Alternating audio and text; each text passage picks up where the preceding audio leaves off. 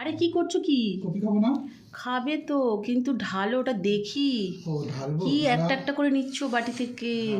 দেখো দেখতে কেমন হয়েছে বলো? দারুণ দেখতে, আমি তো আগেই বললাম দারুণ ও দেখতে। দারুণ লেবু দেখতে। দিয়েছি কিন্তু। হ্যাঁ লেবু দিয়েছি, নেবো তো। তবে আগে লেবু দিয়ে না, আগে এমনি ঝোলটা আগে খেয়ে বলো এমনি কেমন ঝোল, হয়েছে। একদম একদম একদম।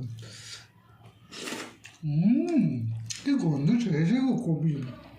আহ ভাজার যা গন্ধ বেরিয়েছে, তুমি তো ঘরে ছিলে না। হ্যাঁ, আমার মনে হচ্ছে আমি ভাজা তুলে খেয়ে নিই। খেলে না কেন? না না, দেখি এবার আমি খাবো।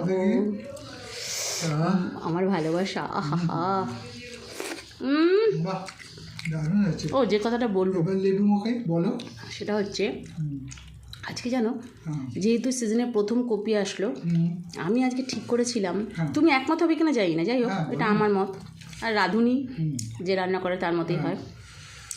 আমি আজকে ভেবেছিলাম কপি দিয়ে অন্য কিচ্ছু না, সিম্পল জিরে ধনে আদা বাটা দিয়ে একটা ঝোল করব যাতে কপির ফ্লেভারটা আমরা পাই। তা আমি সেটাই চেষ্টা করছি, অন্য কোনো মশলা কিচ্ছু না, দিইনি। সেটা আমি বুঝতেই পেরেছি।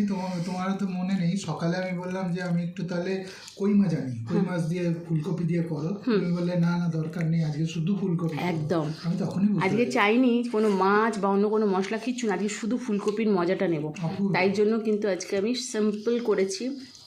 এরকম খেতে তোমরা কে কে ভালোবাসো অপূর্ব। একটু আমাকে জানিও তো, যদি আমার মতো কেউ থাকো আমার জানলে ভীষণ ভালো লাগবে যে না আমার মতো পাগল লোকও আছে পৃথিবীতে, কি বলো? একদম।